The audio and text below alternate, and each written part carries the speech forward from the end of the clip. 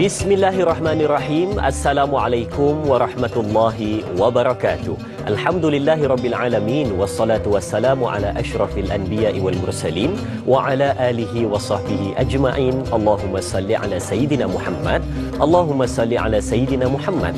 Allahumma salli ala sayyidina Muhammad wa ala ali sayyidina Muhammad wa ba'du. Alhamdulillah. Pertama dan selamanya, mari sama-sama kita panjatkan rasa syukur pada Allah Subhanahu wa taala pada hari yang berbahagia ini dapat lagi kita dibangunkan, diberikan kesempatan, diberikan peluang untuk mengerjakan ketaatan kepada Allah Subhanahu wa taala, dapat bersama di hadapan Kaji TV menyaksikan Tanyalah Ustaz, biar tahu jangan keliru. Mudah-mudahan perbincangan dan pertemuan kita pada pagi ini dirahmati dan diberkati oleh Allah Subhanahu wa taala. Di samping kita menghidupkan kehidupan, kita mengerjakan setiap daripada apa yang kita rancang dalam kehidupan kita, meluangkan masa seketika untuk sesuatu yang bermanfaat untuk dunia dan akhirat. Sedang penonton, anda sedang menyaksikan Tanyalah Ustaz, perbincangan mengenai topik Hari Tanpa Tarikh. Anda juga boleh menonton siaran hari ini secara HD di www.tonton.com.my. Itu untuk penonton-penonton semua, dan mungkin juga ada penonton-penonton yang berada pada ketika ini sedang menyaksikan Tanyalah Ustaz. Mudah-mudahan semuanya berada dalam keadaan baik-baik sahaja dan bersedia untuk menerima input-input dan juga mutiara kata yang berharga untuk perbincangan kita. Sedang penonton, apa khabar Tanyalah Ustaz? Semua keluarga besar Tanyalah Ustaz, biar tahu jangan keliru. Macam saya sebutkan sebentar tadi, hari ini perbincangan tentang Hari Tanpa Tarikh. Mungkin ada 3 kelompok penonton pada pagi ini yang sudah pun kenal pasti apakah hala tuju perbincangan kita, dan juga mungkin ada penonton yang belum langsung mengetahui di mana menara kawalan perbincangan kita, ataupun ada penonton yang samar-samar. Dia kata Hari Tanpa Tarikh ini adakah tentang kiamat? Adakah Hari Tanpa Tarikh ini adalah waktu ketika mana kita ditimpa musibah besar? Adakah Hari Tanpa Tarikh ini adalah satu hari yang mana mungkin ianya disebut sebagai perpisahan di antara kita dan juga dunia? Yang mana satu perbincangannya ini yang kita sebutkan kepada anda sudah pastinya adalah yang ketiga. Hari Tanpa Tarikh berkaitan dengan hari terakhir kita ada di dunia dan juga di situ menghembuskan nafas yang terakhir kembali bertemu dengan Tuhan yang Maha Mencipta. Hari ini kita akan bersama dengan bintang ilmuwan kita, yakni Al-Fadil Ustaz Muhammad Hafiz Muhammad Hanifah, bersama dengan kita di studio untuk kupasan dan perbincangan. Assalamualaikum Ustaz. Waalaikumsalam warahmatullahi. Saya pada awal dia tengok nampak macam garang. Tapi bila pada bercakap tu lembut. Alhamdulillah. Dan Azrin sihat? Sihat alhamdulillah. Nampak merah menyala, alhamdulillah. Hari-hari tengok TV. Rupanya tengok depan mata lebih handsome lah. Lebih handsome dah besar sikit kan? Betul. Allah kan. Selesa dengan panggilan Ustaz Hafiz. Hari ini kita akan bawa perbincangan yang agak sedikit mendalam dan menyentuh hati. Hari Tanpa Tarikh, bagaimana permulaannya Ustaz? Silakan. Baik, bismillah, alhamdulillah, wassalatu wassalam ala rasulillah, amma ba'd. Terima kasih pada Dai Azrin, seterusnya kepada para penonton Tanyalah Ustaz, mudah-mudahan terus diberkati dan dirahmati oleh Allah Subhanahu wa taala. Allah Subhanahu wa taala menyebut perkataan kematian ini begitu banyak dalam Al-Quran. Bahkan ketika mana Allah Subhanahu wa taala menyebutkan perkataan kematian, akan diperincikan beberapa perkara-perkara penting tentang Hari Tanpa Tarikh. Kita tahu seperti mana Dai Azrin sebutkan tadi, bahawa Hari Tanpa Tarikh ini begitu banyak. Musibah kita, perkahwinan kita, kita boleh jadi orang kaya ke tidak, ya. Kita kahwin 2 contoh, kan pun tak tahu Ustaz. Ketentuan Allah Ta'ala. Tapi bukan saya lah, dan pasti bukan Dai Azrin juga. Dan banyak sangat Hari Tanpa Tarikh. Tapi fokusnya kita adalah tentang bab kematian. A'udzubillahi minasyaitonirrajim. Kullu nafsin dha'iqatul maut. Wa nabluukum bisyarri wal khairi fitnah wa ilaina turja'un. Ini contoh Allah Subhanahu wa taala sebutkan dalam suratul Anbiya ayat yang ke-35. Setiap daripada kita ini akan menemui kematian, yang mana sebelum kita mati, Allah sebut ni, Allah ingatkan kita, wa nabluukum bisyarri wal khairi. Kamu semua akan diuji dengan sesuatu keburukan, dengan satu kepayahan, musibah apa yang berlaku, kesakitan, kita down dalam kehidupan, kita pun rezeki tak ada Ustaz. Bisyarri wal khairi. Dalam masa yang sama Allah bagi juga mungkin kemewahan, kesenangan dalam hidup, itu semua juga adalah ujian bagi kita. Ada orang, Ustaz, saya pergi satu rumah tan sini kaya, Ustaz, Masya Allah, Allahu Akbar, rumahnya bertingkat-tingkat, duitnya berlipat-lipat, isterinya 4, Masya Allah, Ustaz. Tetapi ketika mana sakit, semua hanya dilihat saja. Rumah yang bertingkat-tingkat duduk di tingkat yang paling bawah. Duit yang berlipat-lipat itulah banyak tu je guna, tak boleh guna banyak mana pun, sakit. Isteri 4 nengok je lah, kan. Kereta ada 20 lebih, tapi dia guna kereta paling hujung, Ustaz, kereta ambulan. Kereta Lamborghini apa semua tak dapat guna. Sebab apa? Allah uji setiap daripada kita, dan kepada Allah lah wa ilaina turja'un, dan kematian itu pasti dan pasti. Sebab ramai orang-orang musyrikin, mereka takut kepada kematian, mereka nak mengelak kepada kematian, mereka sanggup membina berbola besar di negara-negara barat, China dan sebagainya. Mereka tahu tentang hari akhir ni, mereka mencari planet-planet baru, Ustaz, di luar sana untuk menyelamatkan mereka. Tetapi sebenarnya tidak. Kemana juga kita pergi, pasti dan pasti tarikh hari tanpa tarikh ni akan datang, insya-Allah. Subhanallah, hari tanpa tarikh pasti datang tanpa diduga dan tidak diketahui bila dan bagaimana. Sedang menonton dan Al-Fadhil Ustaz Hafiz, tadi Ustaz disebut berkenaan dengan kaya, perkahwinan dan sebagainya. Biasanya kalau kita nak sebut tentang kekayaan ataupun masa depan kita, kita akan buat satu perancangan yang sangat teliti. Ada satu plan yang sangat strategik, teliti, betul-betul fokus kepada benda tersebut, sebab kita nak dia berjalan dengan cantik dan dapat hasil yang cantik.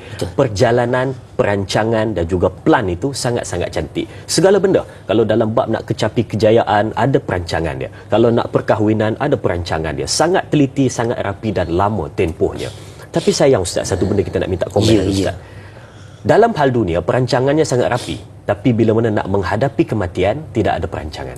Jadi sedikit komen dari Ustaz, bagaimana yang disebutkan manusia yang cerdik bijak itu adalah mereka yang mempersiapkan diri untuk kehidupannya setelah kematian. Perancangan macam mana untuk kematian. Allahu Akbar. Baginda sallallahu alaihi wasallam menyebut dalam sebuah hadis riwayat Imam Tirmizi, kata baginda sallallahu alaihi wasallam, al-kayyisu man dana nafsahu. Orang yang cerdik ni adalah orang yang mengawal hawa nafsunya, dan 5 ba'dal maut, dan apakah amalan persiapan dia menghadapi hari kematian. Ini adalah orang cerdik. Maknanya, tuan-puan yang dirahmati Allah Ta'ala, kita kena buat persiapan. Idza balagha 40 sanah, Allah sebut dalam Quran. Tuan-puan, saya ingatkan diri saya yang lemah, kerdik ini. Apabila umur kita mencecah 40 tahun, Allah sebutkan kita kena banyak bersyukur atas nikmat yang Allah berikan pada kita. Hari ini berapa ramai manusia makin lama hidup di dunia, makin banyak kita mengumpul harta. Bukan itu cara yang Nabi ajarkan pada kita. Makin lama kita hidup di dunia, semakin kita berbangga dengan apa yang kita ada. Sedangkan apabila umur 40 tahun, perancangan begitu rapi perlu kita lakukan. Kita perlu persiapkan diri. Sebagian para ulama bahas panjang lebar tentang umur 40 tahun ini. Apabila 40 ke 50 tahun kita masih tidak berubah, Allah memberikan peluang dan kesempatan kepada kita. Ketika mana 50 ke 60 tahun kita masih tidak berubah, Allah masih lagi beri peluang kepada kita. Tapi ingatlah kepada ayah-ayah, kepada atuk-atuk, nenek-nenek, ibu-ibu, ingat apabila umur kita mencecah 60 tahun dan kita masih lagi berada dalam kehidupan dosa dan maksiat, kita lalai dengan dosa dan maksiat ini, persiapan yang tiada, maka na'udzubillah Ustaz, kita akan terus kekal dan kekal dalam lembah maksiat, sukar untuk kita berubah. Mau Ustaz, saya nak cerita satu kisah benar. Pengalaman saya, Ustaz, lepas PKP kan kenduri kahwin lama tak boleh buat. Dah buat kenduri ni, ramai lah orang mula datang. Saya kebetulan sepupu saya kahwin. Jadi saya jaga sebagai tetamu lah, menyambut tetamu. Ustaz Hafiz, lama tak jumpa. Ramai orang bergambar-gambar. Tiba ada seorang pakcik tu, Ustaz, kita nak selfie, Ustaz. Dia pun selfie dengan saya, Ustaz. Tengah-tengah selfie, dia nak ambil gambar. Dia tak pandai, Ustaz lah. Dia suruh saya. Selfie ni dia ada 2. Satu direct dengan kamera, satu lagi direct daripada WhatsApp. Saya tak tahu macam mana saya nak ambil, Ustaz. Saya tertekan back. Rupanya dia daripada grup WhatsApp. Apabila saya tekan back, Ustaz, terkejut, na'udzubillah. Rupanya grup tu, gambar yang akhir yang dikongsikan dalam grup tu adalah gambar wanita tidak berpakaian. Allah. Saya menggeletar, Ustaz. Pak Haji itu lagi menggeletar. Sebaya ayah saya menggeletar ketakutan. Allah, Ustaz, Allah. Dia pun tak kelang kabut. Dia scroll yang sebelum. Gambar demi gambar. Ada macam video. Kan saya pun takut, terkejut. Dia minta maaf lah. Poin saya nak cerita, tuan-puan. Inilah yang kita takut. Ibu-ibu, ni kejap lagi balik tengok handset suami ni. Ni grup WhatsApp ni kan. Betul apa, tuan-puan? Ini realiti, Ustaz. Saya sebulan ni baru pulang haji, bawa jemaah. Allah, saya ingatkan jemaah saya. Sebab apa kita pergi haji ni, kita nak capai satu matlamat utama, iaitu kematian kita. Dosa yang kita bawa di depan Allah, kita nak minta ampun. Jadi kita takut kita tiada persiapan.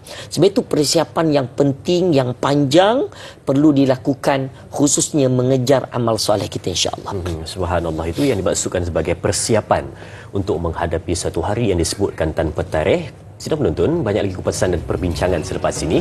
Kita berehat seketika, kembali selepas ini bersama Tanyalah Ustaz. Biar tahu, jangan keliru, jangan ke mana-mana.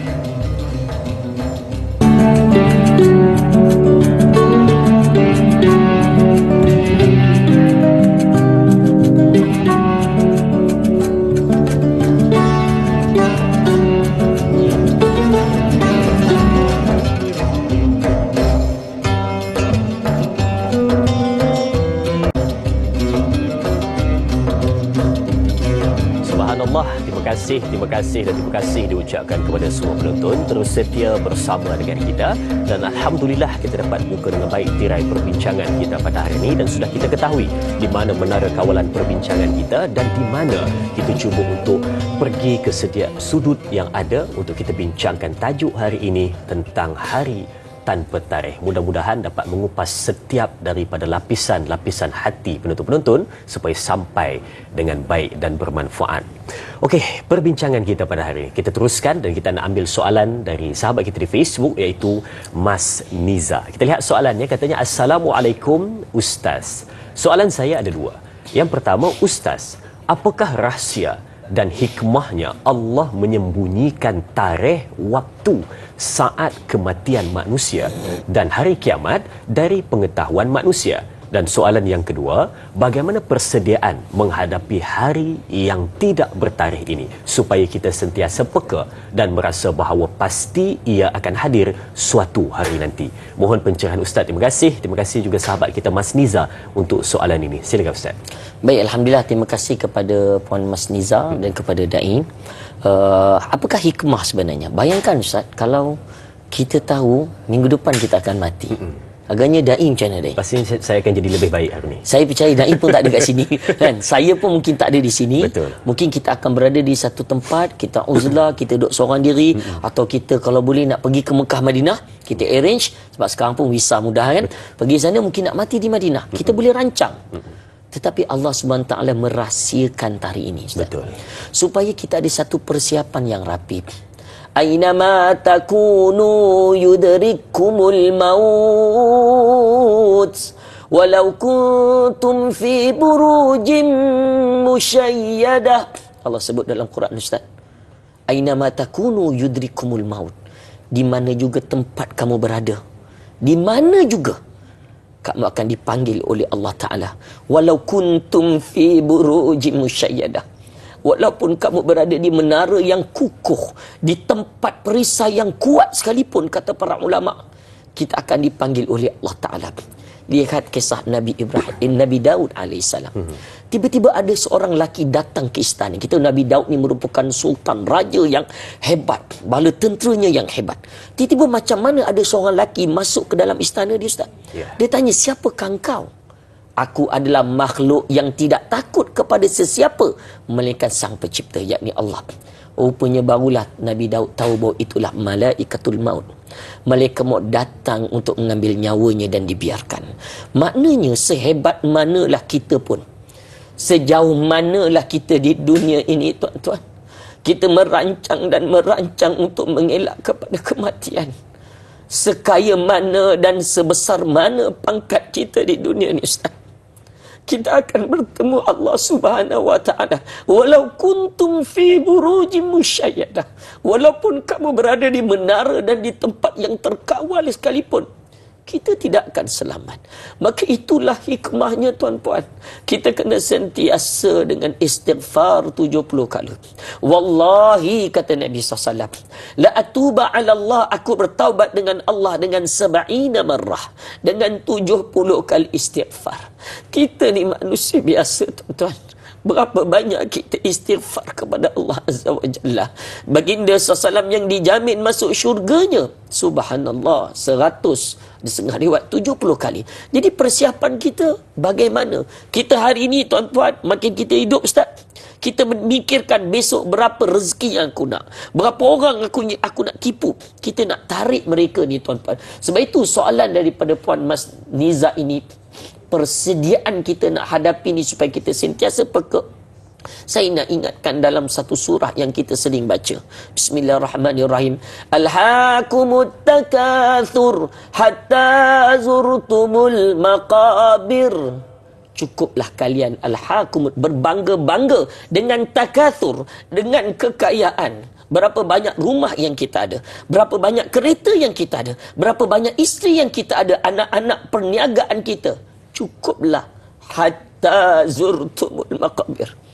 Semuanya akan kau tinggalkan ketika kamu berada di dalam perkuburan. Tuan-puan, kita ada 5 kereta yang kita boleh bawa, itulah satu. Perniagaan kita yang banyak, itulah. Duit kita yang banyak, itu yang saja kita boleh makan daim. Jadi duit yang kita ada, ini persediaan kita. 5 kereta ni siap-siap kita infak dan wakafkan ke masjid. Kita berikan kepada mereka yang memerlukan. Yayasan-yayasan pertubuhan yang memerlukan. Mahat-mahat tahfiz sebagai contoh. Ibu-ibu, apabila nanti kita meninggal dunia, ibu-ibu, akak-akak, duit kita apa suami kita buat? Mungkin kahwin baru dah. Maaf, ini realiti. Kan? Selagi mana kita memegang harta, itu persiapan kita. Kita ambil dan kita infak dan wakafkan. Kita takut sangat. Allah ingatkan, alhaakumut takatsur, cukup dengan harta yang Allah beri. Cukup tuan-puan, kita ada harta, ada kereta. Kita nak kerja apa sebenarnya sampai dunia ni milik kita? Itu bukan persediaan. Itu adalah kecuaian yang mana kita tidak bersedia kepada kematian. Sebab itulah penting tuan-puan yang dirahmati Allah Ta'ala. Maaf dah kalau sedikit emosi sikit sebab tajuk ni dia memang dekat dengan kita. Lebih-lebih lagi baru-baru ni bumi Arafah cukup panas. Bumi Arafah waktu berwukuf begitu panjang, lebih daripada 7 jam.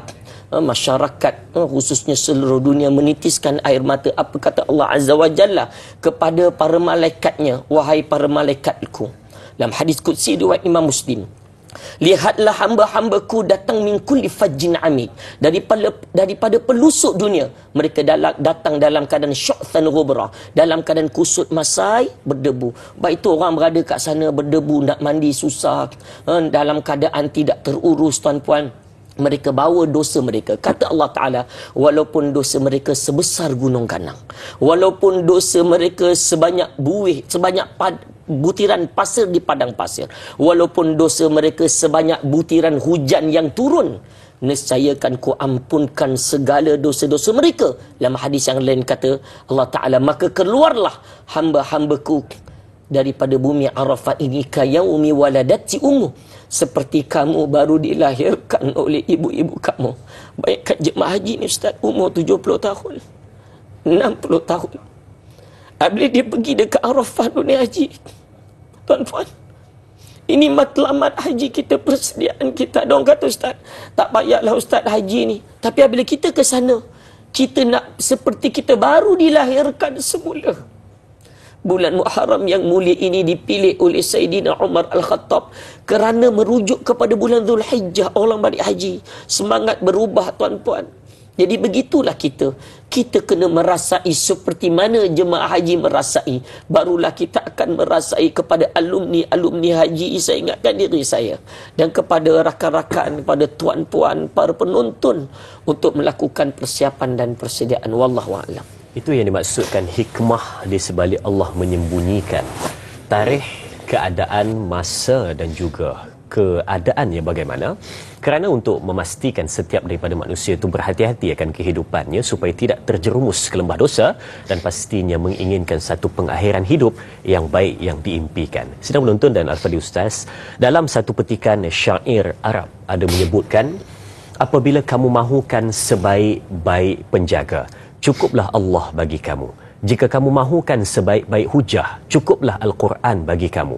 Jika kamu mahukan sebaik-baik kekayaan, cukuplah qanaah bagi kamu. Dan jika kamu mahukan sebaik-baik nasihat, cukuplah kematian bagi kamu. Sidang penonton, ramai manusia pada hari ini sedang leka dan berseronok, sedangkan kain kafannya sudah pun ditenun, batu nisannya sudah pun diukir. Jadi kita nak tanya sedikit dari Al-Fadhil Ustaz, mungkin boleh berikan nasihat yang tajam kepada penonton-penonton, bagaimana kita jadi seorang manusia yang selalu lupa nak ingat sentiasa kepada kematian, bukan hanya ingat tetapi mempersiapkan diri dan sentiasa ingat, fikir dan faham hidup ini berakhir dengan kematian. Silakan. Masya-Allah. Masya-Allah, dan ini terima kasih atas soalan dan juga kata-kata hikmah yang diberikan tadi kepada para penonton, bakal-bakal jenazah diri saya dan tuan-puan, bakal-bakal penghuni syurga Allah Azza wa Jalla. Tuan-puan yang dirahmati Allah, kita ada matlamat Ustaz. Ini seronoknya kita menjadi orang Islam. Saya pernah ada program di Jepun Ustaz. Setiap hari statistik membunuh diri meningkat. Orang, saya naik kereta api canggih Ustaz, laju, lalu dekat Gunung Fuji tu cantik, Masya Allah. Tapi statistik tempat itu adalah tempat orang bunuh diri hari-hari. Orang akan terjun. Jangkaan sehari statistik hampir 100 orang. Puluh ke 100-an. Kenapa? Sebab sebahagian manusia di dunia ni mereka tiada matlamat hidup. Jadi kita perlu kembali kepada matlamat hidup kita ni buat apa? Kita buat apa tuan-puan? Kita nak mengabdikan, wa ma khalaqtul jinna wal insa illa liya'budun. Tidak aku ciptakan sekalian jin dan manusia itu, kata Allah Azza wa Jalla, melainkan untuk mengabdikan diri kepada Allah Azza wa Jalla. Jadi itu pertama, kita perlu kembali kepada asasnya kita mengabdikan diri pada Allah. Allah Subhanahu Taala tidak melarang untuk kita menjadi kaya. Silakan. Nak berniaga, dai berniaga kan? Silakan berniaga. Saya pun ada berniaganya Ustaz. Silakan berniaga. Tetapi jangan kita lupa tentang ada hak harta kita daripada orang lain. Saya nak bakar As-Siddiq. Satu peristiwa menarik. Dalam surah Al-Anfal banyak diceritakan. Iaitulah kisah tentang peperangan Tabuk. Kita boleh tengok dalam surah Anfal. Tafsirnya tuan-puan. Saidina Abu Bakar ketika itu, Rasulullah SAW mengajak sahabat untuk pergi berperang. Tabuk ni jaraknya 700 lebih kilometer dari Madinah Munawwarah. Tak ada jalan. Saya pernah sampai ke sana. Tuan-puan, memang jauh. Naik kereta pun letih kat seharian. 700 kan? Maknanya 2 kali KL lah. Johor ke Perlis ke Johor kan? Maknanya dekat 700. Itu 700 kan? Mana hujung ke hujung lah. 700. Jadi tuan-puan yang dirahmati Allah Subhanahu Taala, sahabat semua sebahagian tak nak pergi berperang. Nabi ajak ni semua. Orang munafik antaranya yang hasut orang ni, jangan pergi berperang. Semua dah mula tak nak, sebab waktu tu mereka nak tuai korma. Korma dah masak. Kalau pergi berperang, balik habis, rosak korma. Jadi ketika itu turunnya ayat, antaranya infiru khifafan wa thiqala wajahidu bi amwalikum wa anfusikum, al-ayat. Bergeraklah kamu, berjihadlah kamu, sama ada dalam keadaan susah maupun senang. Jadi tak kira susah senang, kita kena berlawan. Kita bukan lawan ni maksudnya hari ni kita kena pergi Palestin bagi berperang, tidak. Dan lawan yang paling besar, peperangan besar adalah peperangan melawan hawa nafsu kita. Perlu kita lakukan setiap hari. Nak lawan ni tuan-puan dalam keadaan susah senang mesti dengan dua. Bi amwalikum wa anfusikum. Ni hidup kita mesti buat dua ni. Dengan harta-harta kalian dan diri-diri kalian. Tuan-puan, ketika Nabi berkhutbah, datang Sayyidina Abu Bakar As-Siddiq. Sayyidina Umar dulu, ya Rasulullah, ambillah hartaku untuk berperang. Apabila ambil harta untuk berperang, Nabi tanya, ada tak kau simpan harta untuk ahli keluargamu? Ada ya Rasulullah. Aku simpankan separuh lagi. Diriwayatkan 1000 dinar Ustaz. 1000 dinar ni maknanya sekeping dinar dalam 4 gram lebih emas. 1 gram berapa sekarang Ustaz? Ustaz baru beli emas itu kan? Tak ada. Mana tahu? Tak ada lah tahu Ustaz kan? 200 lebih mungkin? Ambillah contoh 200 lebih. Tapi tak silap saya dekat-dekat 300 dah. 300. Kalau 300, 4 gram dah 1,200. Mau dekat 1,500. Kita katalah 1,000 lah. Saya sebut tadi 200, Ustaz kata 300. Maksudnya yang baru beli Ustaz. Oh, ya. Kantoi lah pula ni live ni saya. Okey, tak apa. Baik. Pandai betul kono. Baik Ustaz. Jadi, kalau duit nilai RM kita kata 1,000 darab 1,000 dinar, maknanya dekat 10 juta. 10 juta ni Ustaz, RM hari ni kalau dulu mungkin 5 kali ganda. 10 juta Sayyidina Umar bagi. Ada tak kau simpan harta untuk keluarga? Ada. Separuh lagi aku simpan harta untuk keluarga ku. Okey, boleh. Nabi kata. Datang pula Sayyidina Abu Bakar. Ini mengejutkan saya, tuan-puan. Daim. Sayyidina Abu Bakar dia bagi semua harta dia. Maka ketika tu Rasul tanya, ada tak kau simpan tu hartamu? Ada ya Rasul, aku tiba. Kata bagi. Sayyidina Abu Bakar bagi semua hartanya 4,000 dinar emas. 4,000 dinar Ustaz. Semua. Maka Nabi tanya, apa yang kau tinggalkan harta untuk keluargamu? Aku tinggalkan untuk ahli keluargaku Allahu wa Rasul. Aku tinggalkan keluargaku Allah dan Rasulnya, tuan-tuan. Hartanya diberikan. Sebab kita kalau kita nak cinta kepada kematian, kita jangan lokek kepada harta kita. Sayyidina Abu Bakar diinfak semua. Sebab itu para ulama sebut haram seseorang menginfakkan semua hartanya, tak boleh. Dia kena simpan untuk keluarga dia. Sebab itu wajib. Yang lain tu sedekah dan ada wajib untuk zakat lah.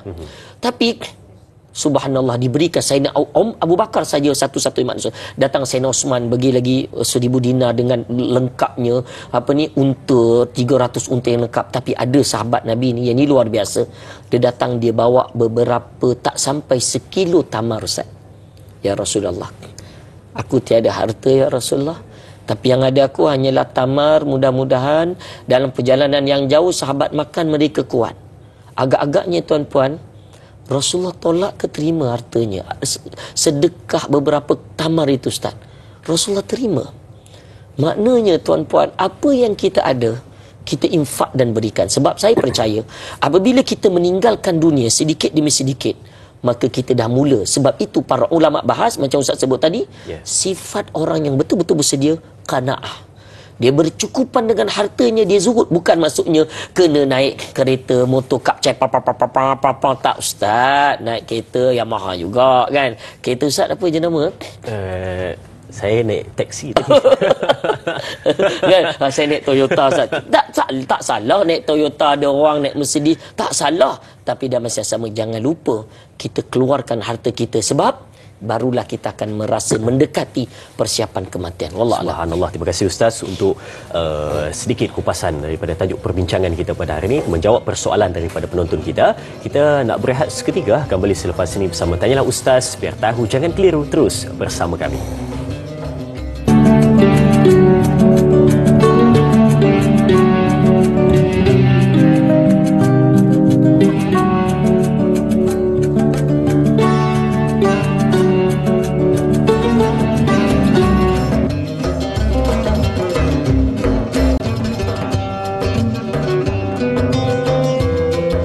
Subhanallah, kita kembali bersua untuk perbincangan kita pada hari ini. Hari tanpa tarikh yang pastinya akan memberikan satu tamparan hebat kepada penonton-penonton berkenaan dengan waktu yang tidak diinginkan tetapi harus dan pasti untuk dirasai, hari kematian.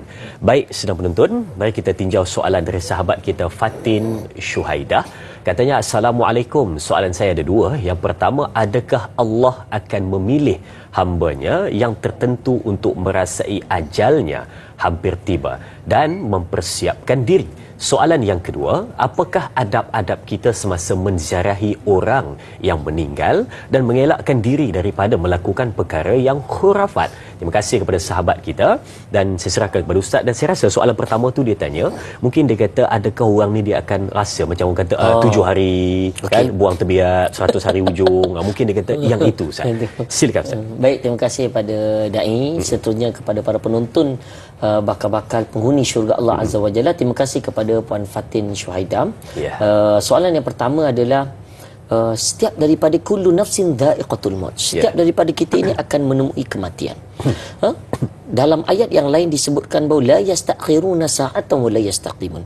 Tidak akan dicepatkan walaupun sedetik ataupun dilambatkan. Maknanya dah tentu. Al-Imam Qurtubi apabila membahas ayat ini menyebutkan ajma'al ulama, para ulama bersepakat bahawa syai'un ghairu ma'lum, setiap sesuatu yang berkaitan kematian ni semuanya tidak diketahui, sama ada sababun la ghairu ma'lum, sebabnya tidak diketahui, bilakah juga tidak diketahui, dan di manakah juga tidak diketahui. Ini sepakat ulama. Jadi kita tak boleh nak merancang kita mati dekat di dalam studio, Ustaz. Semua kata tu Allah Ta'ala. Mungkin sekejap lagi saya atau da'i, kan? Kita tak tahu. Tuan-puan yang sedang menonton tidak pasti. Kita baru-baru ni dikejutkan dengan seorang ulama besar, seorang pensyarah di universiti, sedang beri kuliah. Allahu Akbar, Ustaz. Kematian yang dicemburui. Kenapa seorang itu boleh mati sedang beri kuliah? Sebab hidupnya sentiasa mengajak orang kepada kebaikan. Nabi SAW menyebutkan dalam hadis, innamal a'malu bil khawatim. Setiap amalan itu ianya akan mengakhiri kehidupannya. Kalau orang yang membiasai dalam hidupnya dengan kebaikan, maka matinya husnul khatimah. Tahun lepas, sehingga kan seorang mufti Ming, kita kenal satu figura yang besar di barat, seorang mufti yang besar. Dia menyentuh tentang peristiwa yang berlaku di Malaysia tahun lepas. Seorang khatib yang sedang berkhutbah di negara kita, Allahu Akbar, 30 tahun hidupnya memberi peringatan tentang takwa, Ustaz. Tengah-tengah takwa, ittaqullah, bertakwalah kalian kepada Allah dengan mengamalkan apa yang diperintahkan, terus tumbang. Mana mungkin dia mati dalam keadaan khatib ini sedang berkhutbah, mereka hidupnya sentiasa mengajak orang kepada kebaikan. Begitulah kita, tuan-puan, sebenarnya kita tidak tahu. Ada di sana hadis yang mengatakan bahawa malaikat maut akan menziarahi 70 kali. Tetapi hadis ini ulama bersepakat ianya adalah maudhu'. Maudhu' ni palsu. Palsu maknanya kita tidak boleh berbeza dengan hadis yang daif. Kalau dia daif, kita boleh merujuk kepada fadailul amal. Kalau hadis tu berkaitan tentang amalan-amalan, contoh di Madinah sembahyang 40 waktu berturut-turut, dihindarkan daripada azab kubur, kan? Azab akhirat. Ini hadisnya daif, tapi ramai ulama sebut, antaranya Syekh Atiyah rahimahullah, dia sebagai satu motivasi balik nanti ke negara, dia akan berterusan solat berjemaah di masjid. Itu contoh, itu fadil amal. Tapi hadis ini kebanyakan berkaitan dia tidak. Tetapi malaikat memang akan hadir, memang akan menziarahi orang yang nak mati, meninggal, tuan-puan. Tapi bilakah, di manakah, dan sebab apakah? Ini Imam Qurtubi menyebutkan bahawa ajma'al ulama bersepakat, wallahu a'lam, Ustaz, maknanya tidak diketahui secara tepatnya. Baik, soalan kedua tadi apa, Ustaz? Soalan kedua adalah adab-adab kita menziarahi orang yang meninggal dunia, supaya kita ni tak adalah buat benda-benda tak elok dan melanggar daripada adab dan etika menziarahi orang mati. Pertama sekali saya nak sentuh sebelum sikit. Bila orang nak meninggal dunia ni, kita disunatkan membacakan Quran padanya ketika dia tengah nazak, khususnya surah Yasin. Yang tepat dan afdalnya membaca surah Yasin ketika orang sebelum meninggal. Bukan tak boleh nak baca lepas meninggal, tetapi sebelum meninggal tu penting supaya matinya terarah husnul khatimah. Man kana fi akhir kalamihi, siapa yang menyebut la ilaha illallah dakhalal jannah, maka masuk syurga. Jadi kita nak ajarkan, apabila kita roh ni nak dipanggil, selalu bila kita ziarah orang nak mati ni, kita pegang kaki dia sejuk. Itu maknanya rohnya sedang ditarik ke atas. Maknanya rohnya sudah tiada di kaki. Jadi ahli keluarga kena standby dah. Standby. Ada semua. Tak tanda-tanda lain, Ustaz? Ya, maknanya dalam keadaan kakinya mula sejuk, dia naik ke atas.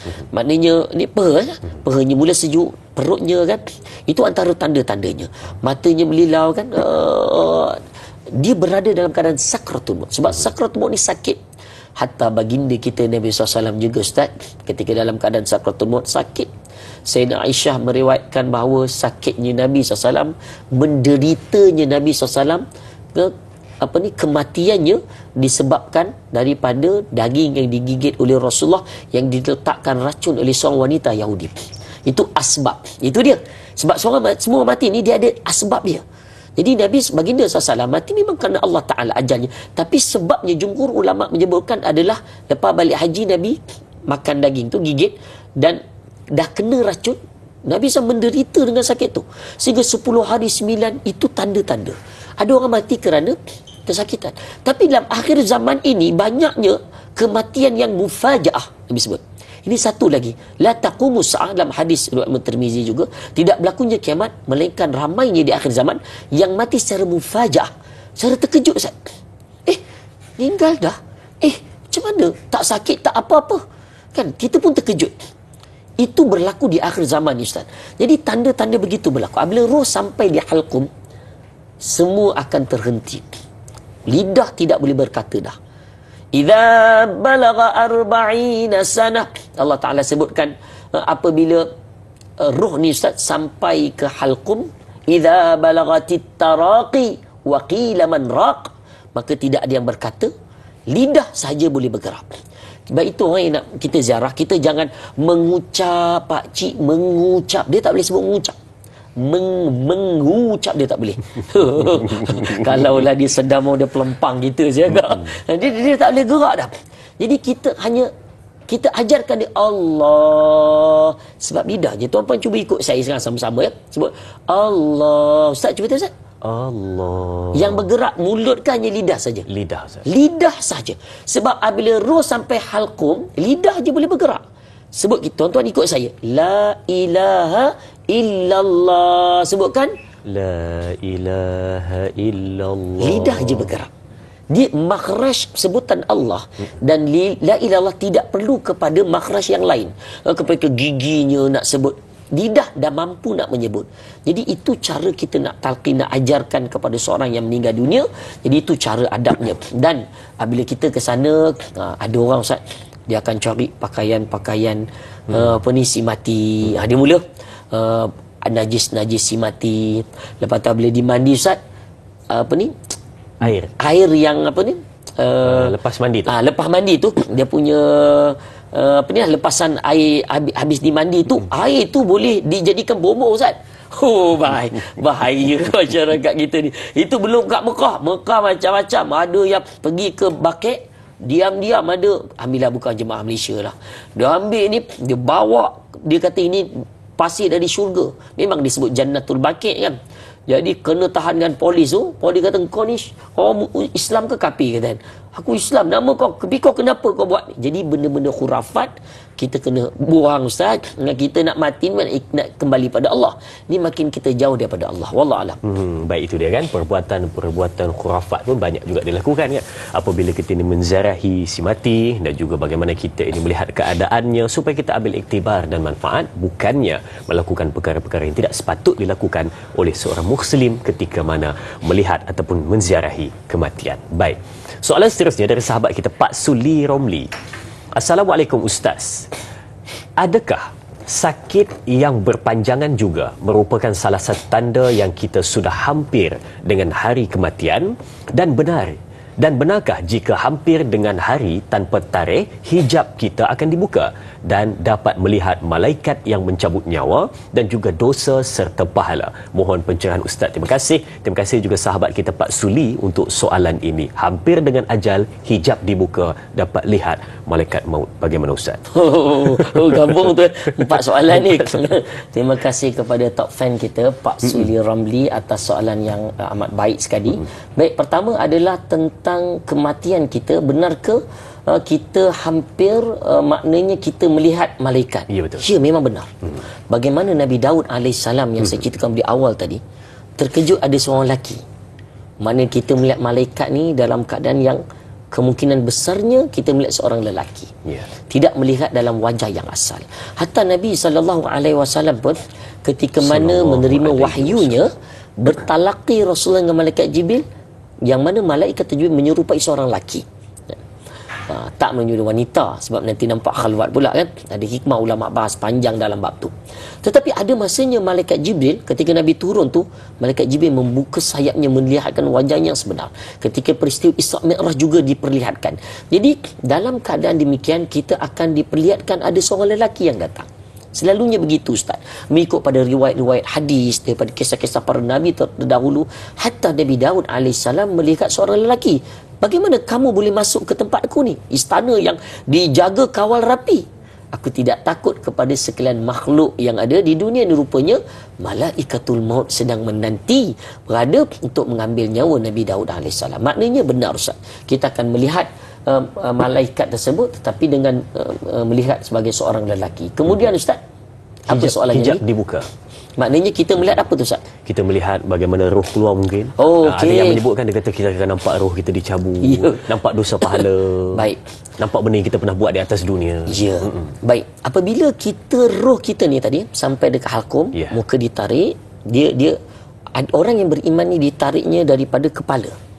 Ada orang ditarik nyawanya dari kakinya Ustaz. Ada orang ditarik dari tempat yang berbeza-beza.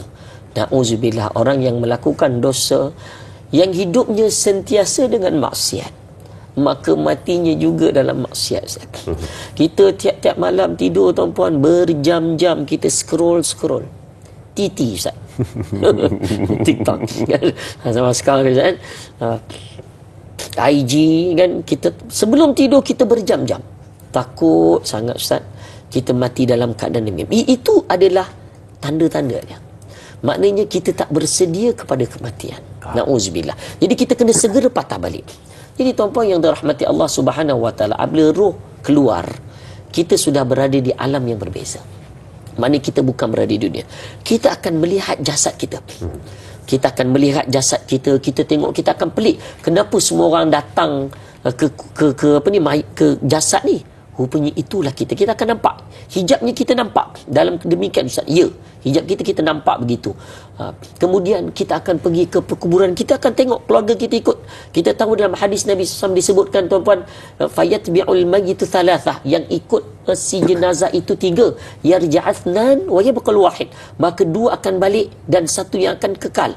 Yang pergi 3 ni adalah adik keluarganya, hartanya dan amalannya. Tetapi yang pulang adalah keluarga dan hartanya. Tapi yang tinggal adalah amalannya saja. Jadi kita akan lihat peristiwa itu sehinggalah kemudian kita akan berada dalam alam barzakh. Na'udzubillah Ustaz. Takut kalaulah kita husnul khatimah, maka insya-Allah kalau kita pilih yang baik di dunia ni, kita masih boleh pilih Ustaz.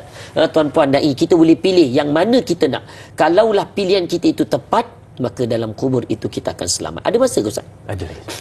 Saya nak bawa kisah bab nak masuk dalam kubur ni. Satu kisah menarik berada di bumi Baqi'. Sebab saya ni baru balik haji. Jadi cerita di sana tu masih banyak. Jadi saya nak kongsikan para penonton kita di Tanyalah Ustaz ni.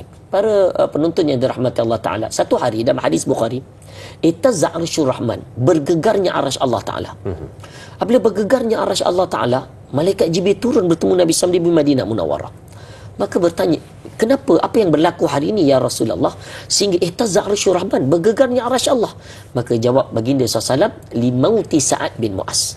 Hari ini bergegarnya arasy Allah kerana kematian seorang sahabatku yang bernama Sa'ad bin Mu'az. Siapa Sa'ad bin Mu'az ni? Tuan-puan, ni saya nak kongsikan pada diri saya dan kepada semua betapa hebatnya. Sa'ad bin Mu'az ni memeluk Islam pada umur 31 tahun. Dan wafatnya, matinya pada umur 35 tahun. Maknanya Ustaz, Islamnya berapa tahun? 4 tahun. 4 tahun. 3 ke 4 tahun. 3 ke 4 tahun. Subhanallah. Umurnya yang pendek dalam Islam itu 3-4 tahun. Matinya sehingga bergegarnya arasy Allah. Apabila bergegarnya arasy Allah ni maknanya bukan main-main. Satu benda yang besar ni. Dan ketika mana jenazah nak dibawa ke Jannatul Baqi', perkuburan di Madinah atau di Baqi', yang ditempatkan lebih 10,000 ahli keluarga baginda di situ, isteri-isterinya, anak keturunannya, ahli-ahli para sahabatnya, 10,000 diriwayatkan pendapat yang kuat dikebumikan di perkuburan Baqi', termasuklah Sayyidina Uthman bin Affan, Sayyidina Ali karamallahu, Sayyidina Aisyah, Sayyidina Hassan, dan mengikut riwayatlah yang kuat adalah kepala Sayyidina Husin yang dikembalikan kepada Muawiyah dan dikebumikan di sana. Tuan-puan yang dirahmati Allah Ta'ala, ketika mana nak diusung jenazah, ini luar biasa. Nabi SAW sebutkan dalam hadis ini, 70,000 malaikah, 70,000 malaikat mengiringi jenazah ni lagi. Mengiringi jenazah ni ke perkuburan Baqi'. Allahu Akbar. Kita meninggalnya kita tuan-puan, berapa orang yang bawa? Tetapi Sa'ad bin Mu'az matinya tuan-puan 70,000, bukan makhluk di dunia, dari langit turun 70,000 mengiringi jenazah ni, dan akhirnya dikebumikan di perkuburan Baqi' di Madinah. Cuba kita ringkaskan. Tapi satu benda saya tertanya-tanya Ustaz. Apa amalan ataupun apa yang dia buat sepanjang 3 ke 4 tahun kehidupan dia, dan bagaimana pengakhiran dia sampai dalam 3 ke 4 tahun hidup bila meninggal bergegar arasy Allah Subhanahu Wa Taala. Tapi itu Ustaz, kita akan kongsikan kepada penonton selepas ini. Ayuh kita berehat seketika, jangan ke mana-mana, teruskan menonton Tanyalah Ustaz, biar tahu jangan keliru.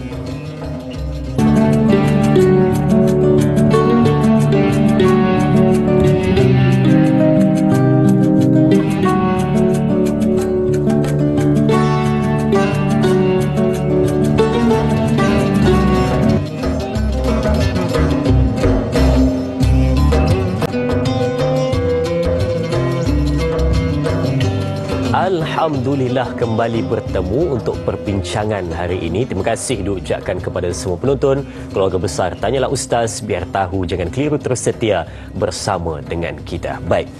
Kalau pada ketika ini penonton-penonton boleh lihat di sebelah saya dan juga berhadapan dengan Ustaz pada ketika ini ada satu set kain kafan riayah. Jadi mungkin ada sesuatu yang saya nak kongsikan kepada kita, sebab saya tengok ni dalam satu kotak tapi macam-macam jenis dan juga telah dirangkumkan semua sekali. Mungkin Ustaz boleh ceritakan secara lanjut kepada kita, Ustaz. Silakan. Baik, bismillah, alhamdulillah, terima kasih pada dai dan para penonton bakal-bakal penghuni syurga Allah Azza wa Jalla. Ini penting Ustaz.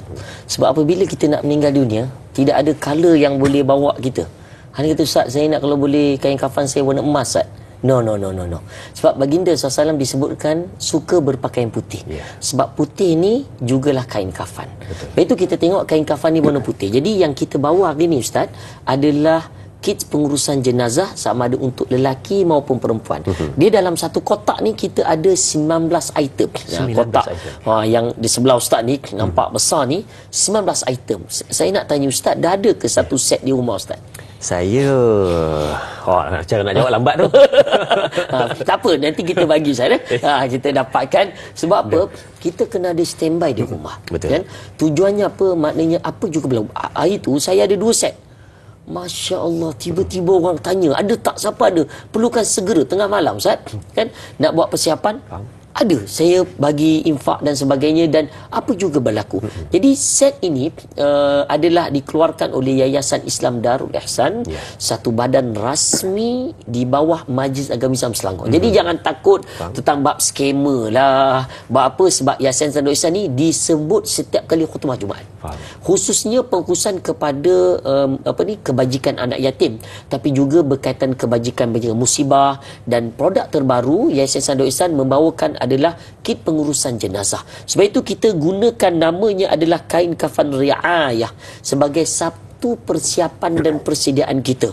Bagaimana para sahabat terdahulu, bagaimana para alim ulama terdahulu, mereka juga dikebumikan dengan kain kafan, apatah lagi kita Ustaz. Jadi penting kita ada satu set yang lengkap lah, insya-Allah. Ustaz, mungkin juga ada penonton-penonton yang sedang menyaksikan sekarang, dia kata ada juga, dia kata orang lain jual, tapi macam mana kita nak sebut apakah keistimewaan yang ada pada set kain kafan riayah ni yang mungkin kita kata wow, ini satu benda yang hebat. Dan kalau pun nak simpan di rumah, adakah dia ada 2 Ustaz, untuk lelaki dan untuk perempuan, ataupun dia bagaimana Ustaz? Silakan. Cuba Ustaz tengok kain kafan yang ini Ustaz. Warna dia pun dekat-dekat. Warna dia purple dah. Jadi kan ini adalah maaf saya sebut kebanyakan yang digunakan di masjid surau. Maknanya ini dia kain dia. Maknanya bukan maksudnya kita berkira sangat kain tu. Kalau kat kamera mungkin tak berapa nampak, tapi kat sini dia ada beza dengan warna ni. Kat TV pun ada nampak beza ya. Dalam set kain kafan riayah ni yang ni tak ada. Yang ini tak ada. Ini contoh je kita bagi. Ustaz kata apa, keistimewaan. Jadi ini keistimewaan kita betul-betul putih lah Ustaz. Kainnya sedikit maknanya berkualiti lah. Yelah, kita ni dah hujung kan, jadi bukan maksudnya kain ni mahal, beribu raban pun tidak, tetapi adalah kita sebut tu maknanya kita nak lipat tu Ustaz, nak balut tu maknanya lebih sesuai, lebih sempurna. Kalau kan? saya tengok dekat mata saya, yang ni dia nampak macam keras sikit, yang tu dia lebih lembut. Ya, dia lebih lembut, dan yang ini tengok macam dia gumi sikit pun ada. Ya, betul. Kan? Kain dia macam gumi sikit. Dia kasar sikit. Jadi ini kebanyakan gunakan. Jadi apa salahnya kalau kita ada set yang lebih baik lah, mana lebih bagus. Itu dari segi kain Ustaz. Yang keduanya bukan itu saja, kalau kita tengok kita ada set Ustaz, kita tengok di depan tu, kita menyediakan untuk dua-dua, laki Ada perempuan pun ada, set ni lengkap. Maknanya kita ada untuk telekung muslimat, jubah gamis, sarung tangan, tali tali pengikat, serbuk cendana, air mawar dan banyak lagi lah. Kalau saya nak sebut salah satu terlalu banyak. 19 tadi 19 dan dia lengkap, komplit, masuk air apa semua, air mawar, semuanya dah lengkap untuk tujuan kelengkapan kita gunakan sebagai pengurusan jenazah. Allah Alam. Dan kalau dulu kita tengok kalau nak beli tu kena pergi banyak kedai. Kedai ni, kedai ni, beli kain kat kedai ni, kapas kat kedai ni. Tapi saya rasa macam Ustaz sebut tadi ada 19 item dalam ni. Maksudnya hanya dapatkan satu, semua benda dah ada. Dia menjimatkan masa. Lepas tu pula macam tadi kita ada sebut-sebutkan juga kan tentang keistimewaan dia, dan mungkin ada orang tanya, dia kata alah, dia kata kalau lambat pun bukan jadi masalah pun, kalau kain kafan saya tak berapa rapi, tak apa okey pun bukan jadi masalah kan? Pun. Jadi adakah sini Ustaz boleh sebutkan kepada kita penting sebenarnya untuk terakhir, pakaian terakhir itu rapi dan juga sangat-sangat baik? Sedikit dia Ustaz. Baik, pertama sekali kita kena faham dalam ibadah ni ada 6 perkara yang tidak boleh tangguh. Maknanya bila sampai masa kena segera. Contoh macam solat, kita tak boleh segera-segera. Tapi bila masuk waktu solat, kena segerakan solat. Tapi ketika solat, kena tenang. Benda kena lambat-lambat sikit, tak boleh laju. Tomak ninahnya kena jaga. Dia ada 6 perkara. Masuklah solat, kita bertaubat daripada dosa, begitu juga berlakunya kematian, kita hendaklah menyegerakan. Jadi, apabila kita ada set ni rumah, Ustaz, memang cantik lah, barulah nampak menyegera. Dan dah boleh set ni ada kat rumah, dia lain Ustaz.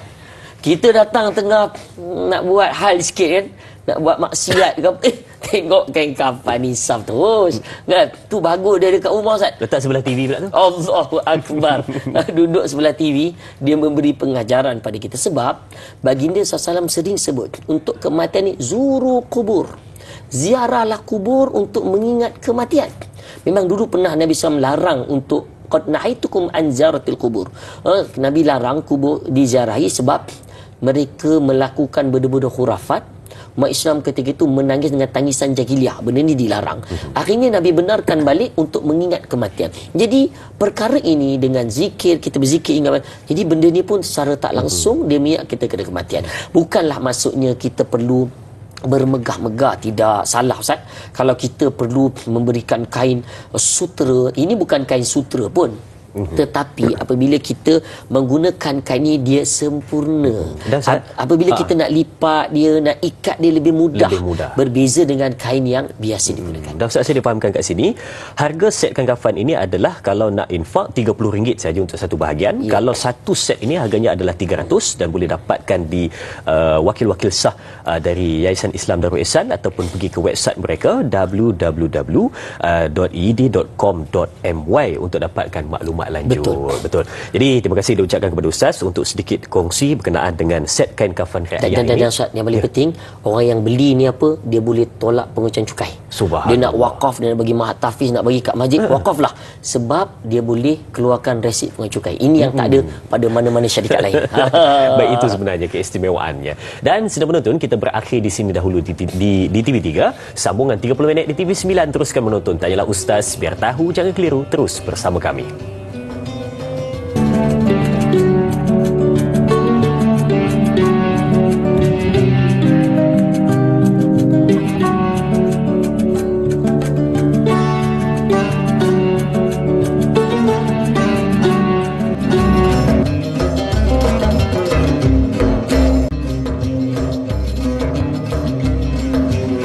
Ramai manusia pada ketika ini sedang tidur, tetapi apabila ia mati dan menghembuskan nafas terakhir, barulah ia benar-benar terjaga. Dan ini satu kefahaman yang cuba kita bawakan kepada penonton-penonton semua supaya kita mengerti mati itu bukan tunggu tua, mati bukan tunggu sakit, mati bukan tunggu datangnya musibah, tetapi asbab awal kepada mati, sesiapa yang hidup pasti akan merasai mati. Maksudnya bila mana dapat saja ke dunia, pastinya bila-bila masa di mana sahaja waktunya tidak diketahui, pasti kematian itu akan tiba. Baik, senang menonton, kalau kita ingat tadi kita ada sebut berkenaan dengan seorang sahabat Nabi SAW. Islam pada umur 31 dan wafatnya pada umur 35 tahun. Lebih kurang dalam 3 ke 4 tahun saja perjalanan berada dalam Islam. Dan sudah tentu dan sudah pastinya kalau pada sudut pandangan asal kasar pemikiran kita sebut apa saja yang dia boleh buat dalam 3 ke 4 tahun. Tetapi kematiannya, kata Ustaz Hafiz sebentar tadi, kematiannya menggegar arasy Allah Subhanahu Wa Taala. Kenapa dan apakah yang dilakukan dalam kehidupannya?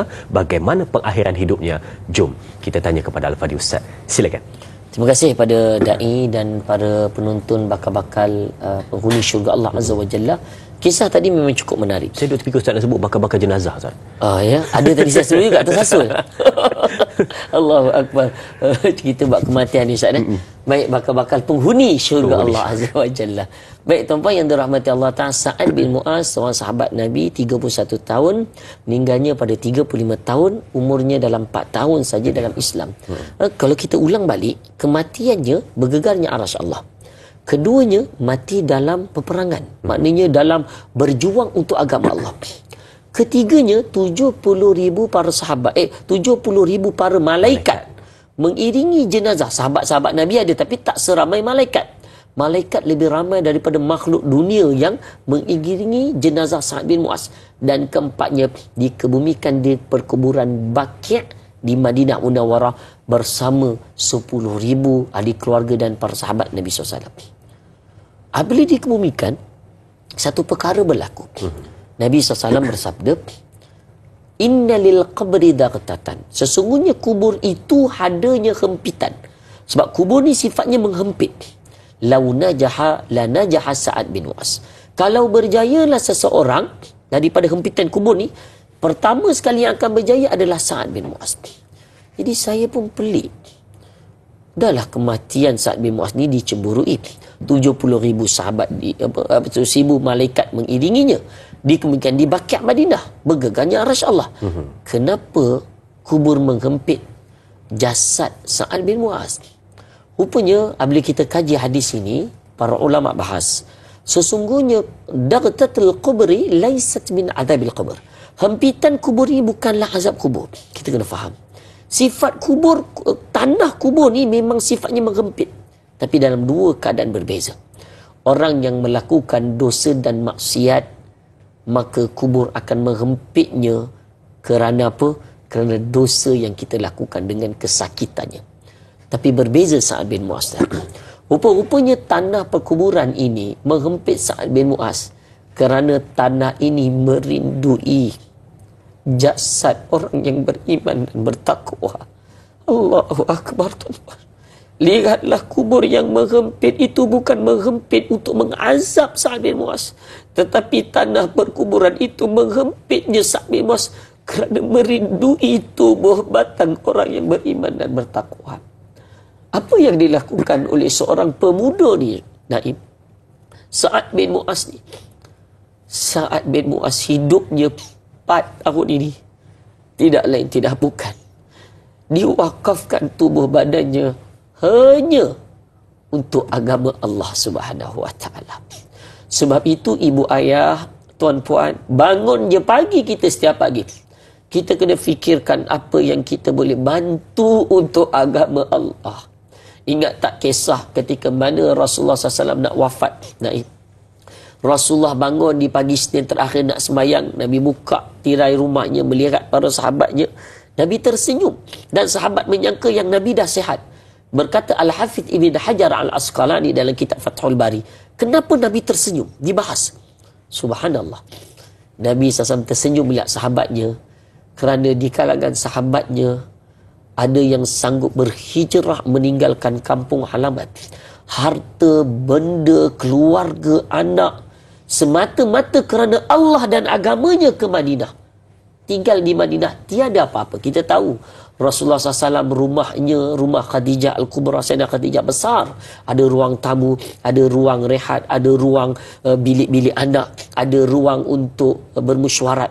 Tapi bila sampai di bumi Madinah, besarnya tuan-puan 3 ke 4 kaki saja. Itulah di tempat tidurnya, itulah solat malamnya, itulah tempat untuk bermesra dengan Sayyidina Aisyah radhiyallahu anha. miskin, susah dan sukar kehidupan baginda SAW bersama para sahabat. Nabi SAW tersenyum melihat sahabatnya pada pandangan yang terakhir kerana mereka sanggup berjihad di jalan Allah sehingga ada yang terputus tangan kakinya dan ada yang menginfakkan harta-harta di jalan Allah.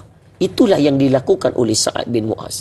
Jadi samalah kita tuan-puan, di mana juga kita, sama ada seorang kameraman, mereka yang terlibat sebagai penerbit rancangan, betapa besar ganjarannya Ustaz. Setiap hari orang melihat, tanyalah Ustaz ni, berapa ribu manusia yang mendapat manfaat daripada program Ustaz. Hampir hari-hari saya tengok muka Ustaz. Subhanallah Ustaz. Maka besarlah ganjaran Ustaz di TV3 ni Allah berikan. Selagi mana niat Ustaz jangan riak lah Ustaz. Sebab dah selalu kan, jangan riak, takabur, insya-Allah saya percaya pahalanya akan dapat. Jadi setiap daripada kita ni akan dinilai. Itu yang dilakukan oleh Sa'ad bin Mu'az. Kita sebagai seorang peguam, kita sebagai seorang cikgu, kita sebagai seorang engineer. Ustaz, engineer ni tak ada kaitan tentang agama ni Ustaz, jauh sangat. Tapi saya cakap dengan para engineer di luar sana, kita buat satu perkara kerana Allah, ibadah kita, apa yang kita boleh bantu doktor-doktor di hospital swasta kawan-kawan saya, gaji Ustaz 50,000 tak lari sebulan. Tapi ada tak kita keluarkan zakat? Tak banyak, itu zakat tu yang wajib.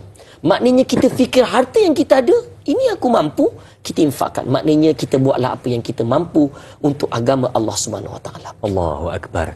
Kisah Sa'ad bin Mu'az sebentar tadi menceritakan kepada kita yang kehidupan ini sementara sahaja, tetapi yang patut difikirkan apa yang kamu lakukan sepanjang tempoh kehidupan, tempoh nafas, waktu, keadaan dan masa yang Allah berikan kepada kamu untuk merancang satu kematian yang baik di sisi Allah Subhanahu Wa Taala. Baik, kita lihat soalan seterusnya dari sahabat kita Ana Karmina. Katanya, Assalamualaikum Ustaz, soalan saya, adakah mati seseorang yang berbakti kepada ibu atau bapa yang uzur juga dikategorikan sebagai mati yang baik atau mati dalam husnul khatimah? Dan soalan yang kedua, adakah roh bagi mereka yang mati dalam husnul khatimah dibawa terus ke langit ketujuh tanpa mendapat halangan dan dari para malaikat, dan adakah roh mereka berbau harum? Katanya. Mohon penjelasan Ustaz. Terima kasih juga sahabat kita Ana Karmina untuk soalan ini. Silakan Ustaz. Masya Allah, terima kasih pada Puan Ana Karmina. Ingat waktu di Al-Azhar Ustaz, Ya. soalan di Universiti Azhar ni dia satu soalan,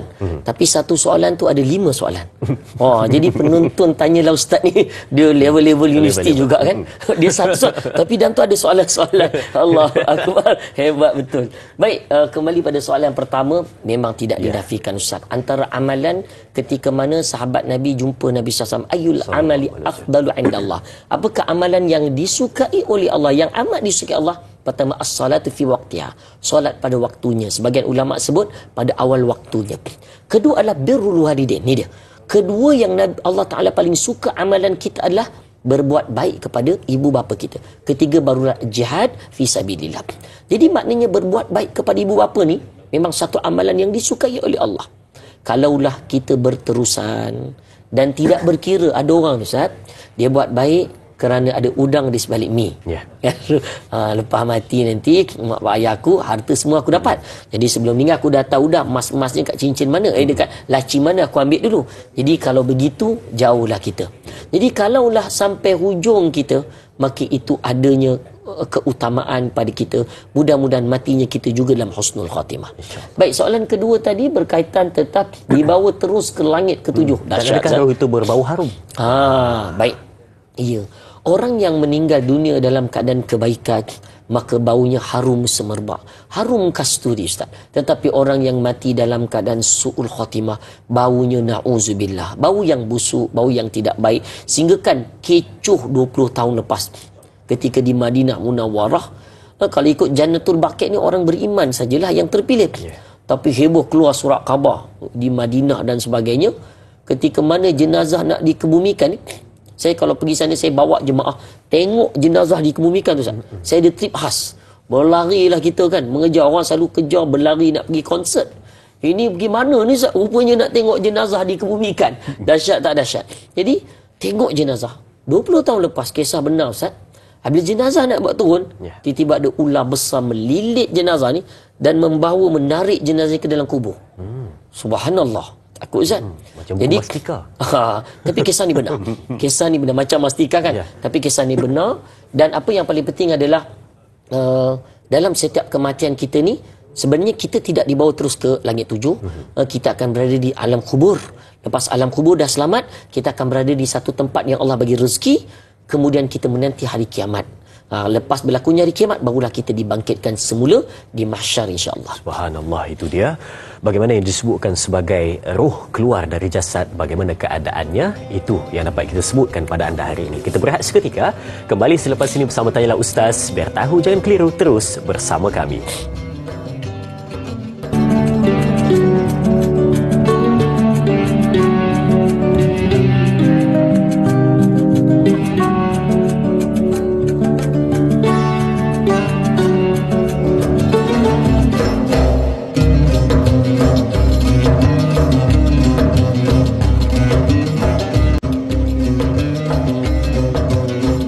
Alhamdulillah, nasihat-nasihat yang baik kita dapat pada hari ini, khususnya berkenaan dengan kematian.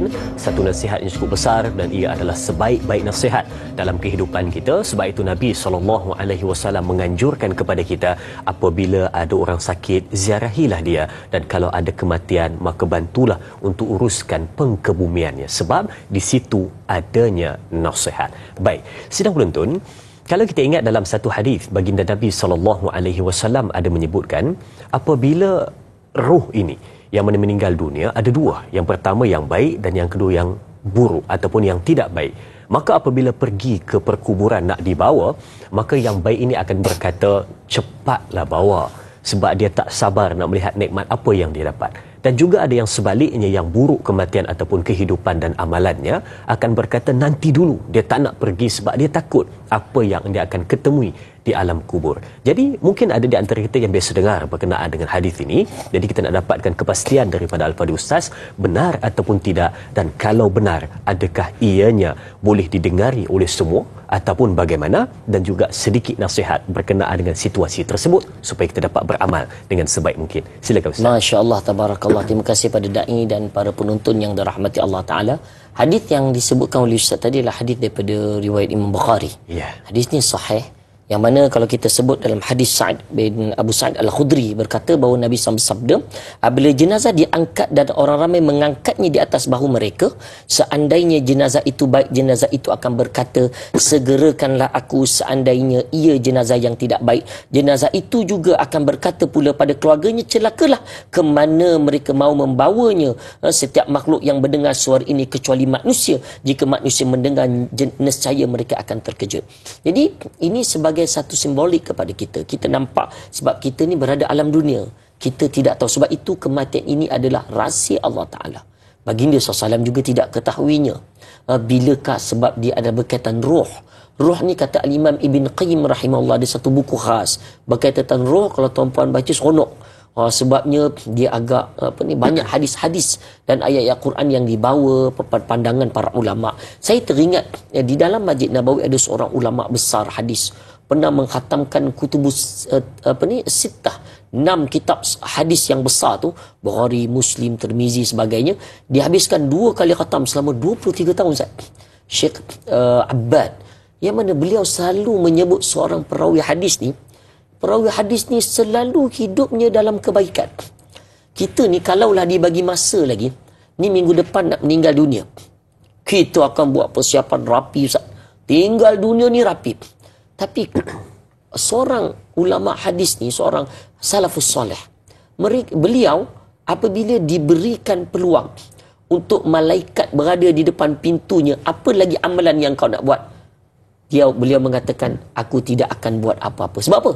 Sebab hidupnya dah penuh dengan amalan. Maknanya sentiasa bersedia nak menghadapi kematian. Dan kalaulah kita tahu kematian dan kita dengar suara tu berkata, sebab itu Nabi SAW mengatakan manusia akan terkejut. Tapi sekalian makhluk yang dengar, kecuali manusia yang tidak dengar. Sebab manusia ini diuji dengan ujian-ujian tadi, dengan kehidupan bisyarri wal khairi, dengan keburukan, dengan kesusahan maupun dengan kesenangan dan sebagainya. Jadi kita akan diuji dengan pelbagai ujian. Sebab itulah Allah mahukan kita memilih setiapnya. Segerakan kita memilih, sebab salah satu tanda seseorang itu bersedia menghadapi kematian, maknanya dia sentiasa bertaubat. Dia menghadapi dengan, maknanya sentiasa dalam keadaan dia bertaubat kepada Allah Subhanahu Wa Taala. Sentiasa dia beristighfar kepada Allah Subhanahu Wa Taala. Kita tidak mahu orang yang tidak bersedia. Orang yang tidak bersedia ni, dia punya tanda-tandanya apa? Ulama sebutkan antaranya adalah dia berseronokkan dengan dunia ini tanpa batasan. Hari ni tukar kereta, tukar beg tangan Ustaz. Berapa banyak jubah yang ada dekat rumah kita. Kan kalau tengok orang perempuan ni kalau pergi Mekah, Madinah Ustaz, tak lain mesti beli abaya, kan? Abaya sana, abaya ni. Cuba tengok balik berapa banyak. Saya agak sedekahkanlah kepada orang. Ada banyak sangat nak buat apa, siapa yang nak pakai? Bukan maksudnya tak boleh beli. Maknanya sampai mana, sampai bila, kan? Handphone lainlah, dia mungkin rosak Ustaz, kita beli yang baru. Beza, ada keperluan. Tapi apabila dia dah sampai kehendak, na'uzubillah, maknanya kita jauh dengan Allah SWT. Kita mahukan sebab apa? Dia nak segerakan ke kuburan. Seperti mana kata ulama, seorang perawi hadis ini yang hebat ini, dia nak segera salafus salih ni sebab dia tahu bahawa penghujungnya adalah penghujung yang baik.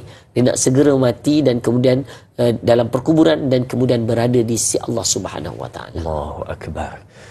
Dia minta untuk dipercepatkan kerana tak sabar dengan nikmat apa yang bakal diketemui. Itu yang kita nak sebenarnya. Dan soalan seterusnya kita lihat dari Sal Rasid Cikci. Katanya, Assalamualaikum Ustaz. Sebagai pendosa, apakah langkah-langkah pecutan terakhir berkaitan ibadah yang harus dilakukan sebagai persediaan sebelum datangnya hari tanpa tarikh tersebut?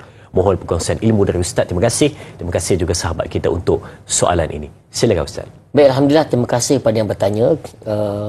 Saya nak ringkaskan sebab kita pun dah hujung Ustaz. Yeah. Ada 7 perkara persiapan dan persediaan kita untuk kematian.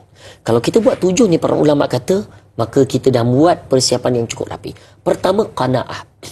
Iaitulah kita ada sifat zuhud, bercukupan dengan apa yang kita ada. Bukan maksudnya kita tak boleh tambah bisnes kita. Bukan maksudnya kita tak boleh tambah kereta kita. Tapi cukuplah dengan beberapa kereta yang perlu. Kan isteri satu, kita satu, mungkin standby. Tu dah banyak dah Ustaz. Kan? Berapa banyak kita nak? Berapa apa yang kita nak kejar sampai berbarisnya kereta yang tidak digunakan. Maknanya sifat itu kalau tiada lagi, maknanya kita belum bersedia untuk menghadapi kematian. Kedua Ustaz, semangat untuk kita melakukan amal soleh. Maksudnya apa? Maksudnya kita berlumba-lumba. Fastabiqul khairat. Kita pergi ke Mekah, ada duit, kita pergi menunaikan haji kalau kita mampu lah.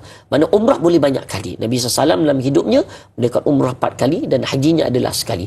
Bahkan para ulama dan fatwa muzakarah kebangsaan muzakarah haji kebangsaan kita memutuskan bahawa orang yang mempunyai duit yang dah buat haji ni, dia memberi sedekah pada orang yang kena haji lebih afdal daripada dia pergi haji sebab dia dah buat haji. Maknanya kita bersemangat dan berlumba-lumba melakukan kebaikan. Solatnya, istighfarnya 70 kali setiap hari, itu persiapan. Tutup dengan witirnya taubat dan sebagainya. Ketiga, kita menyegerakan bertaubat. Ya, ada masa ni Ustaz, saya pergi haji ni, iman saya rasa macam nak lah Ustaz.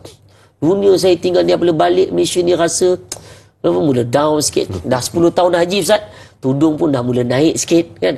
Baju pun dah nampak ketat sikit, sendat dan padat. Kalau dulu haji longgar dan maknanya tidak mendedahkan aurat. Tapi makin lama makin lupa. Segerakan bertaubat. Buat dosa, segera. Sebab apa? La taqnatu min rahmatin. Jangan kita berputus asa atas nikmat Allah Ta'ala yang Allah beri. Keempat, hindari sifat lalai. Leka, kealpaan dunia. Sebab kadang orang ni lupa dengan 2 je. Iaitu dengan kesihatan, masa terluang. Sihat, kita lupa Allah. Time sakit Ustaz, Allah, sakitnya ya Allah kan. Time kita lupa tuan-tuan dalam masa terluang ni, anak-anak gitu ML, Mobile Legend kan? Pagi, petang, malam. Sampai ada pasangan bercerai kerana guna duit gaji. Tak tahu dia nak naik stage ke apa Ustaz. Ustaz pernah main ingat tak? Saya tak berapa sangat. Tu dah dia. Sama lah kita. Baik, macam mana tak boleh tahu tu? Macam mana boleh tahu? Saya kena belajar. Ustaz. Saya pun pernah download Ustaz. Habis saya download, ya Allah, kat Mobile Legends rupanya dia ada karakter perempuan tu. Siapa nama dia tu? Mia nama dia. Saya ingat. Saya saja menguji Ustaz ni. Cuba trick Mia saya dan Laila Ustaz. Ya Allah, seksi Ustaz. Seksi. Jadi anak-anak kita ni kelalaian jaga. Baik, saya laju. Kelima, takut pada maksiat dan dosa. Keenam, tinggalkan hasad dengki. Ketujuh, kita tidak berdendam. Apabila benda ni ada, insya-Allah kita bersedia menghadapi kematian. Baik, itu yang dimaksudkan sebagai persediaan yang patut ada pada setiap orang apabila disebutkan sebagai pejutan akhir untuk sampai kepada satu hari yang tidak ada tarikhnya. Ustaz, mari sama-sama kita tutup dengan doa pada pagi ini. Mudah-mudahan dapat memberikan satu suntikan rohani dalam jiwa kita. Silakan Ustaz. أعوذ بالله من الشيطان الرجيم بسم الله الرحمن الرحيم الحمد لله رب العالمين والصلاة والسلام على سيد المرسلين وعلى آله وأصحابه أجمعين اللهم اجعل جمعنا هذا جمعا مرحوما وتفرقنا من بعد تفرقا معصوما اللهم اختم لنا بحسن الخاتمة اللهم اختم لنا بحسن الخاتمة اللهم اختم لنا بحسن الخاتمة ولا تختم علينا يا الله بسوء الخاتمة Amin. Ya Allah, ya Tuhan kami, ampunkanlah segala dosa-dosa kami ya Allah. Di tahun baru Islam 1445 Hijrah ini ya Allah, kami menadahkan tangan-tangan kami yang penuh dosa-noda ini.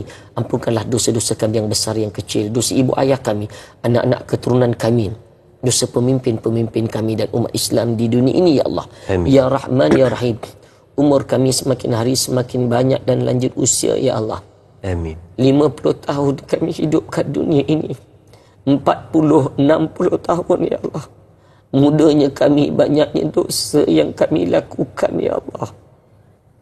Ya Rahman ya Rahim, kami mohon kepadamu ya Allah. Amin. Umur kami yang banyak ini kau gugurkanlah dosanya. Kau kuatkanlah hati kami istiqamah dalam melakukan kebaikan ya Allah. Kau matikanlah hidup kami ini dalam keadaan husnul khatimah. Amin. Jangan kau matikan kami ya Allah dalam keadaan kami melakukan dosa dan maksiat. Dalam keadaan kami ingkar atas perintah-Mu ya Allah. Melanggar perintah Nabi-Mu ya Allah. Menderhaka kepada kedua ibu bapa kami ya Allah. Jangan kau matikan kami dalam keadaan kami su'ul khatimah, pengakhiran yang tidak baik ya Allah. Matikanlah kami dalam keadaan kami sedang sujud kepadamu ya Allah. Amin. Matikanlah kami sedang kami membaca Al-Quran ya Allah, sedang kami mengajak orang kepada kebaikan ya Allah. Amin. Allahumma rabbana zalamna anfusana wa illam taghfir lana wa tarhamna lanakunanna minal khasirin. Rabbana atina fid dunya hasanah wa fil akhirati hasanatan wa qina adzaban nar. Subhana rabbika rabbil izzati amma yasifun wa salamun alal mursalin walhamdulillahi rabbil alamin. Taqabbalallahu minkum. Amin, amin ya rabbal alamin. Terima kasih diucapkan kepada Al-Fadhil Ustaz Hafiz untuk kupasan dan perbincangan tentang hari tanpa tarikh. Terima kasih diucapkan kepada semua penonton. Ingatlah sidang penonton, kematian itu bakal tiba bila-bila masa sahaja. Yang pastinya persiapan patut dilakukan untuk menghadapinya. Kita tutup dengan tasbih kafarah dan suratul As. Subhanakallahumma wa bihamdika asyhadu an la ilaha illa anta astaghfiruka wa atubu ilaik. Bismillahirrahmanirrahim. Wal 'asri innal insana lafi khusri illa alladhina amanu wa aminus solihat wa tawasaw bil haqq wa tawasaw bis sabr. Sekian, berjumpa lagi. Assalamualaikum warahmatullahi wabarakatuh.